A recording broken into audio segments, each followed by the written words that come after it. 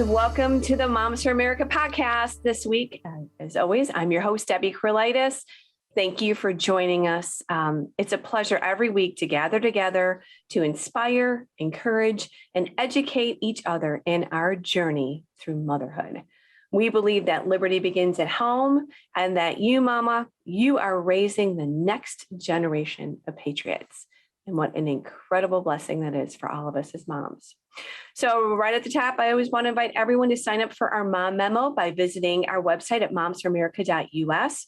This is how we stay connected. Every week you would get the mom memo. We'll let you know all about our different resources, activities, podcasts, Cottage meetings, Healing of America, all the great stuff we do, Mom Force, all the great things we do and we provide. So that's how you will find out about us. Of course, subscribe, like, we're on YouTube, we're on Rumble. We've just been added to the Charisma Podcast Network. So we're making it around here and encouraging moms every day, hopefully, when someone's listening to our weekly podcast. Let me talk about a great subject today. So every week, right, we have these great moms on that have a story that's amazing.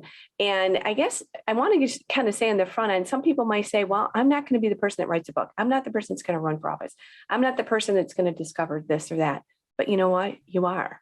Every day you are doing something amazing within the four walls of your home. And every day God is calling you to greatness.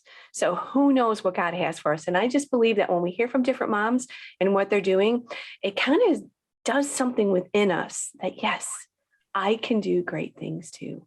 So when God calls you to do those things, we rise up and we say yes. So we all know that the world is strategically targeting our kids, right, with their secular woke propaganda. As moms, we have to guard our children against these incredibly empty messages and be really our children's greatest teacher. Today, daily, we have to let our children know that they are special, that they're valuable, that they're made for a purpose, and that their life is precious, and so is everyone else's life. So that brings us to today's podcast subject. How do we as mamas raise pro-life kids in a world that preaches literally the complete opposite? Our special guest today is going to help us look at how to share the message of, and even how to message of life with our kids, and even how to approach the tough topic of abortion with our children. So this is going to be a great podcast. When I heard about this book, when I heard about Bethany, I was just thrilled to have her on the podcast because this is what we're doing as moms, right? Yes. We're teaching our children the most important principles that they will ever learn in their life. And literally, we have to be teaching them. Life is precious. Today's guest is Bethany Bomberger. She is a pro-life mama of 4 and the author of an adorable illustrated children's book that I was just mentioning called Pro-Life Kids. Bethany is also the co-founder and executive director of the Radiance Foundation, which is an amazing life-affirming organization. So I want to just welcome Bethany to the Moms for America podcast. Welcome, Bethany. Hey, I'm so glad to be with you. It's so fun to be with moms who I feel like I'm with my people. I speak to lots of different people, but when it comes to the mom crew, there's nothing quite like somebody who feels the heart of a mama. It's so true. Well, I want to know, can I call you Miss Bethany? Like you tell the kids that they can call you Miss Bethany? I watched the greatest video of you kind of reading your book to the kids and you said, and you can call me Miss Bethany. So I want to call you Miss Bethany too. You're welcome to call me Miss Bethany. I'll answer to whatever you call me. I'm happy to be here. Happy to be hanging out. It's wonderful. So tell us a little bit about your family, Bethany. Sure. God has brought just a beautiful family together. It's very diverse. Tell us a little bit about it. I can't wait to hear about it. Absolutely. So my best friend is my hubby, Ryan. Ryan and I co-founded the Radiance Foundation. So a lot of the work that we do really comes out of the work that over time, the Lord just walked us into doing together. I have 4 kiddos, as you've mentioned, 2 biological, 2 adopted. We walk through a step-parent adoption. We also walk through an adoption from birth, a private adoption. I adore my kiddos. My oldest daughter is Haley Radiance, And that's actually where the name of our organization came. And she's 17. And then I have Makai, who just turned 14, and my Aaliyah, who turned 13, and Justice, who's 11. And so we just are a very busy crew. And it's really a big goal of mine is to not just talk about hard issues, which of course, as we talk more about today's podcast, you'll see that what we do at the Radiance Foundation is tackle the very difficult issues that are much easier to stay silent on. But we want to say, let's not stay silent. Let's know what the Lord says, and let's be his mouthpiece. But I will tell you, as a mom, it is my heart that within the four walls of my home, that what Ryan and I are speaking to outside of these four walls is actually happening on the inside. So I take my role as a mama seriously, and it really comes above all the other roles the Lord has allowed me to walk in. As far as when I talk about, executive director or children's book author, what does that matter? It's what matters in my heart is, are my kids serving the Lord? I being able to support them the best that I can, and is our family unit strong? So that's a little about the inside scoop. Isn't that the truth? I mean, it really is. You feel like God has given you the greatest treasures, and you will do all that you can to make them, build them, shape them, and mold them. So thank you. I'm just really excited because I think this book is going to be a great resource for moms. Moms are always looking for resources, right? Because we're the teachers. We're always trying to figure out how to handle this, how to show this, how to illustrate, how to teach, how to prove, how to, So how did this pro-life kids book come about, and why was it so important to you personally? Because you have a great story. There's so many reasons why. And it's so beautiful because God takes every moment of our life and he uses it for his glory if we let him. So when I think about all of the things that led to even just the publishing of this book, it's just miracle upon miracle upon miracle. Now, Ryan and I run the Radiance Foundation. It's our 13th year. And like I said, our heart is to illuminate that every life has purpose. So we educate about a myriad of social issues in the context of God-given purpose. And as we've been doing that, my husband publicly shares his personal journey, and he was conceived in rape, and his birth mama was so courageous, and she gave him the gift of life, and she gave him the gift of adoption. When Ryan and I got married, we knew that our hearts were open to carry on this legacy of adoption. And so as we've had our own family and as we've grown our family, we talk about the issues that are really very present and real to us. And so I feel like with children that have walked through adoption, we could pretend it didn't happen, or we can talk about it.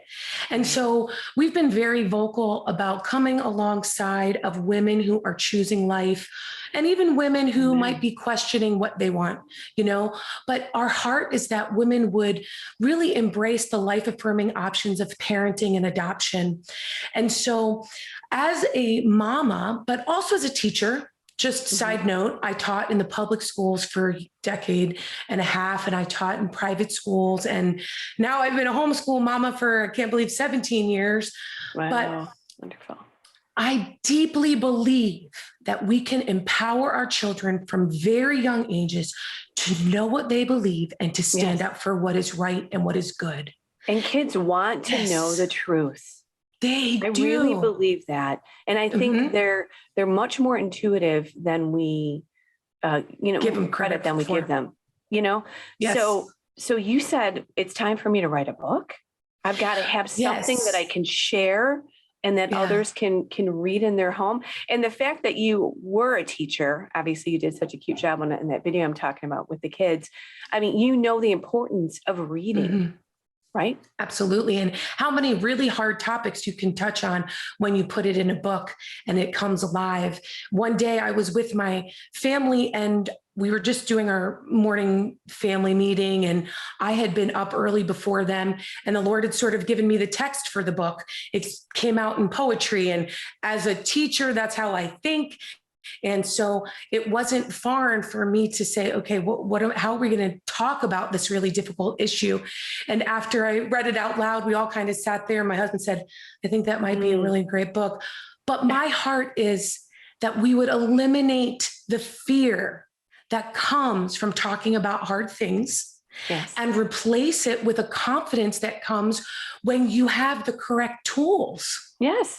And 100%. I have friends who, they're like, hey, I'm pro-life, but I still haven't talked to my 13-year-old about what that really means, because I don't really want to talk about abortion and everything graphic. And I'm thinking, our kids are being targeted in preschool. We have to get rid of that fear. We do. Right. And I know exactly what you're saying. This is a question a little bit later there's going to talk about. We do as moms, we actually just want to shelter our kids. We don't want to talk about hard things because we feel like, oh my gosh, this is going to crush their heart. But we have to, because they're collecting their worldview perspective, whether we want them to or not, they are. And everything is influencing them. And I think we have to just be so aggressive. We have to be on the front line of our home and in our teaching. So that's why this is so important. And yes, I've had moms tell me too, I can't talk to my kids about abortion. I remember when I talked to my son about this, and he looked at me and he said, I can't believe that, Mom. It is a very hard discussion to have. So your core message in the book is that every life has purpose and that every human life has equal worth. That's the foundation, right? That's what you're building your book on. What are some of the ways you do that in the book? Tell the moms. Right. So I think sometimes we make it harder than it needs to be. We as moms are naturally teaching our children to share and to be kind and to be kind to kids on the playground. And so sometimes when we say, oh, I have to teach my kid a pro-life worldview, we feel like it's this astronomical out of the solar system. I have to pull up graphs and charts. And really it starts with that foundation that every human life has intrinsic value, irreplaceable value, unique value. And it doesn't matter, right? It doesn't matter your gender, your nationality, or your personality. What matters is that you understand that you're human, and that's enough to know that you're worth it. Well, once you lay that foundation, it's age appropriately very easy to then begin talk about what happens when other people, when human beings, this is how I explain to my kids when they were really young, especially when one group of humans thinks that another group of human beings are not human, it never turns out well. Right. And we can look through history and we can look at slavery. We can look at Nazi Germany and we see how things turned out. But understanding the concept that abortion dehumanizes unborn humans. And it doesn't allow you to embrace the reality that unborn human lives are just as special. They might be younger. They might be at they might be a smaller size, but we're certainly not going to kill our short child just because they're short, just because they're at a different level of development. And so, and that is one of the, I remember in the book that you said something like, today, many people think that babies in the womb aren't people too. Yeah. And that really is a very, good way of discussing this. Some people just don't believe that. And they don't believe that other variations of life are precious as well. So I like the approach that you do with them. And it's very natural. I felt like the book was very natural. Good. And that's my heart. And like we mentioned a little bit earlier, children are naturally pro-life. We have to sit with the child and explain that dismemberment is okay. And, when we're trying to normalize abortion, because it doesn't come natural. But what comes natural is that we care about other people, we understand others' humanity, and it is important for us to understand the humanity of every human life. And there are people who don't understand that. And I think it also gives moms the leeway to take the discussion further if their child's a little bit older, or keep it very simple when their child is a little bit younger or maybe not as inquisitive. I've read this book with my middle schooler. I've read it to high schoolers, and I taught for years. I taught elementary school. I taught middle school. I can't tell you how many times I'd bring a picture book into my middle school class just because it's a great way to bridge a gap and to bring up something and to disarm people and be like, okay, let's talk about this. And it doesn't have to be, the reality of abortion is very sobering and very important. But when we understand that with intentionality, we can be age appropriate, then we gain ground. Then we build children who have a pro-life worldview. And I'll tell you what, when Ryan and I are on college campuses and we're talking to folks who say to us, hey, my mom and dad are pro-life. I used to be, but now I know better. It's like this foreign thing to them. I'm saying, hey, if we start when they're young, it becomes part of their DNA. It sure does. And when they learn about the reality of this human rights issue of our day, their minds and their souls will not excuse abortion. And it's a great jump off. If your kid wants to talk more about it, then go deeper. There's some kids that can handle more. Right. And I do remember too, that when I was pregnant with my third child, and my older two obviously were captivated by the whole, you got a baby in your tummy, Mom. Yeah. And I think too, we take those moments to just affirm the miracle that is happening. So life is, we can always be affirming life through so many different ways, that when we start introducing books and tough topics like abortion and this, what's happening in our culture, the kids remember back. I remember, Mom, Dylan's thumping in your belly, and they know that was a precious miracle. I know that all of us know that life is precious, no matter what crisis situation and why abortions happen. But we just have to be, like you said, more intentional. I mean, I love in the book, you even have some kind of cheers. And tell us about some of the things that are just, you walk away with this sense of like, wow, I'm special. Yeah. God made me. I have a purpose, and I'm valued. So good.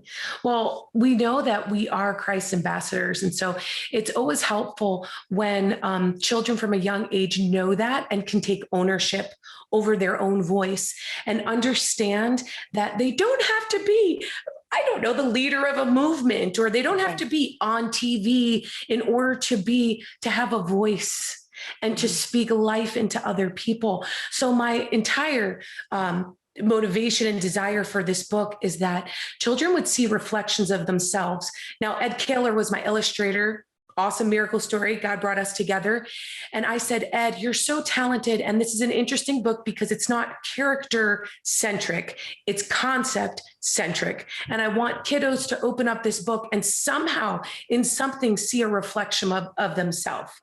Because I want to marry the whole idea of pro-life viewpoint. That's something that we believe in our heart and our soul and our head.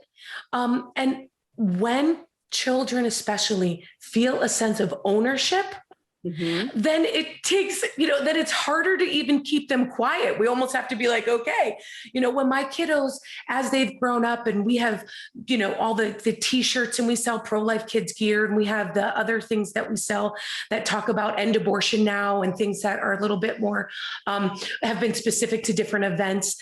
And go ahead. Yeah. Since you're talking about that, would you go ahead and give your website out? Oh, sure. Yeah, I guess I should be doing that. prolifekids.org.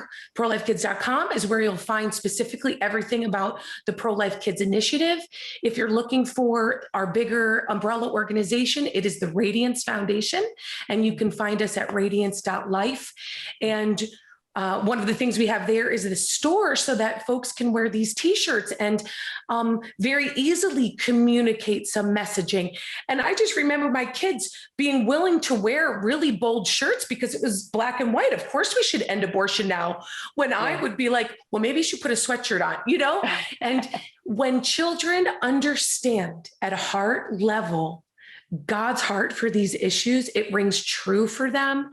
They take ownership over it, and it's a natural outflow. Is that they're pro-life. I want to mention too, the book, we talked about the illustrator. I mean, there's all shapes and colors. There's Yeah. all the kids are different. It's a great community of kids in the book. Right. And that's what you're saying, that everybody can probably see a little picture of today's society, today's kids. Right. We even have some pictures of, the elderly folk and babies. And that was all really intentional because it doesn't matter. Like this one right here, I'll hold this one up. It says, it doesn't matter your size or your age. You have equal value, whatever the stage. Yes. Because so true. It's the big picture. And a pro-life worldview means that we understand the value in unborn human life, but it also means we understand the value in older folks too. And we even find value in other children that might believe different than we do. The pro-life worldview really says we understand that we don't have to love every human doing, but we have to love every human being. Well said. And those are two different things. That sure is. Do you see a shift in the culture for life coming? I mean, as moms, we want to be a part of that shift. Yes. What are you seeing? Because you're kind of in this world of trying to change the culture specifically. I just love when you use the word shift, because I really believe that's what we're capable of doing. And that's what we're doing. That's what us moms are doing. We're allowing there to be a shift in the culture, whether the media shows it or not. Mm-hmm. We are understanding that our children, honestly, when I think about my childhood, I think about how sheltered and innocent I was for so long. And we're watching as social media and just the exponential reach of those that have a different agenda, they're getting to our kiddos at younger and younger ages.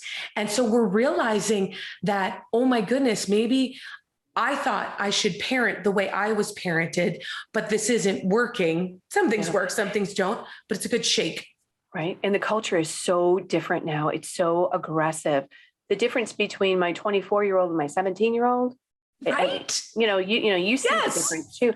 And my 21, I mean, it just, even they'll say, I don't know if I could have survived middle school right now. Right. Right. It's just, it's just incredible. The pressures, the messaging, the Disney, propaganda. Nickelodeon. I mean, everything is infiltrated with homosexuality, with erasing women, with emasculating men. You can't even sit and watch what we used to think were innocent kids programs without having to engage in some sort of discussion, because we don't want our kids to think that dysfunction is normal. Well said. And so this is why, again, we as moms have got to be teaching our kids the value of life, that pro-life worldview has got to be embedded in them, because it changes everything. It really does change the way that you will, the way that you look at your future, right? If we feel like life is disposable in general, life is going to be very difficult. Relationships, just really the whole future is very bleak. And it really is a death message that the world keeps telling us when we have all these celebrities saying, I'm celebrating my abortion, or, all this incredible profanity. And it's just horrific. So I'm so thankful for what you're doing. Let's talk a little bit about the pro-life alternatives to abortion with our kids, and some of the ways that we can discuss that too. And in promoting, like you're saying, you touched about this with your husband. We really want to talk about the fact that adoption is such a beautiful option. It really is. And for so long, it was so taboo. And, I honestly, growing up, when I think back, I grew up in public schools, mostly in New York, then in Connecticut. And I had one friend I knew was adopted, because either everybody else didn't talk about it, or it just was really taboo. And our heart is flip the script. Listen, abortion is one of the two most loving parenting options. Either a parent can choose to parent or choose to place. And to choose to place a child for adoption is, in my book, is so incredibly courageous and such a beautiful just illustration of what, God does for us. We're his adopted children. But there's been so long, even in Hollywood, think about it, like how every horror movie about orphans and the adopted kids. And there's just this overarching negativity that rests on the thought of abortion. And we want to flip the script because it's about allowing children to be in families where they can be loved, they can grow, and they can fulfill their life's purpose. And I'll tell you, as a mama, I might want to think that I own my children. I say that in quotes because it's kind of heavy to say you own your children. But you know what? We're just here to help guide them and move them so that they fulfill their purpose. And that's what adoption does in the most beautiful way. It says, listen, here we are to give you your resources, our resources, and help maybe help there to be possibility in areas there hadn't been before. But at the same time, I will tell you, my adopted son has changed my life. I'm a better person. And so even when you think about, oh, I could never adopt. Oh, what if the birth mom's involved? Women, we are strong. We can be stronger than circumstances and things that come our way. And I'll tell you what, if you've raised a biological kid and haven't had any issues, then I'd love for you to give me an email, because even raising biological kiddos, there's just always going to be mountains to climb. Of course. So we all know that it's challenging being a mom. And if we don't, so whether life is full of challenging situations, and day by day, moment by moment, we just are going to be overcoming them. And we're going to make it through this thing called parenting. So whether biological or adopted, we can do this. And we can help shift culture that way. Yeah. Love it. Again, let's say pro-life kids. Where do they find that at again? ProLifeKids.com. You could find us there. The books are also on Amazon, but you can find us on ProLifeKids.com or Radiance.life, which is easy way to get to the Radiance Foundation, which is the umbrella organization. Yeah. Moms, you're going to love this Pro-Life Kids. I mean, I think I'm going to be getting it for some Christmas presents because I think this is what we need to do. I am thinking about this for my nieces and my nephews. You know what? And actually, Debbie, I'm going to send you whatever you want. Send me one, and I'm going to do a giveaway with one of those. I've got some drawstring bags. We have good. We have an activity book that we have stickers, we have crayons, we have T-shirts, we have posters. We want kiddos to just feel like this is part of who they are, and it's fun. And it's positive. Yes. Yeah. Send me that. I'm going to do a giveaway when we promote this on the podcast. So thank you so much. And I know too, in the book, you close with like 10 ways that you can show that you're pro-life. That's probably some of the things that you're actually talking about there. But not only do we read the book, not only do you talk about this, not only do we solidify their little hearts and minds, but then we're going to challenge them to kind of act out and do something, and share and be the light. And because it's anything that is good and true, right? Yes. We need to be testifying to it. Right. We were created to be influencers. We're created to be in relationship with other people. We're created to, I don't care how introverted we are or even how shy our kids are, we come in contact with other people. And so the reason that it's so important to understand, hey, this makes me a better person, but it makes me a better person because then I can love other people better. And so at the end of the book, I said, here's 10 ways that you can show that you're pro-life, and they're not even that difficult. Pray that abortion will end, always be kind, help collect diapers and baby items for other mamas who might be in need. And there's some pages at the back of the book that have pictures of real pro-life kids and little stories that go with each of them, kind of talking about things that they've done. And then if they want, they could take this little pledge at the end and they can cut it out and hang it on their fridge and put their name on it. Because like I said, we don't want them to just talk about it. We want them to be about it in their souls. We want them to naturally allow this to be part of their DNA.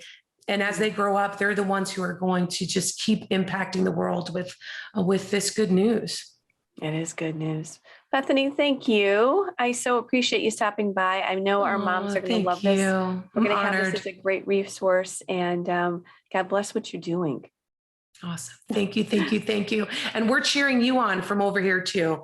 We're so excited for all that you've done to really make waves. Thank you. Thank you.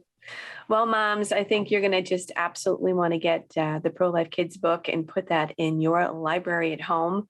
Again, this is what we want to do. We want to encourage moms and provide resources and information that helps them address tough topics. And this is a tough topic, and it's a good topic. Life is a good topic. Abortion's a tough topic, but moms, we know that we have got to be handling this in our home, in our front, so we can help our kids understand really what life, how precious life is. So before we go, I also want to encourage all of our moms to check out the Cottage Meetings Project. Again, that is our showcase project. There's 12 inspiring lessons all on our website. You can sign up to be a part of a Cottage meeting, America's history and heritage, the principles of liberty, how to build a foundation of freedom in your family and in your community. Learn all about the Cottage meetings on our website, momsforamerica.us. We also have a lot of other incredible resources there. Our website is just full. It's just a plethora of information. So thanks, moms, for joining us again. I just always love that you stop by and take a listen to our podcast, subscribe, share. We want to be on this mission of sharing great information. We believe that you, mama, you are the heartbeat of your home. Keep teaching your kids that life is precious and that this is going to help us raise a pro-life generation. I just love that. We're glad you joined us. Let's keep changing our world one home at a time. God bless.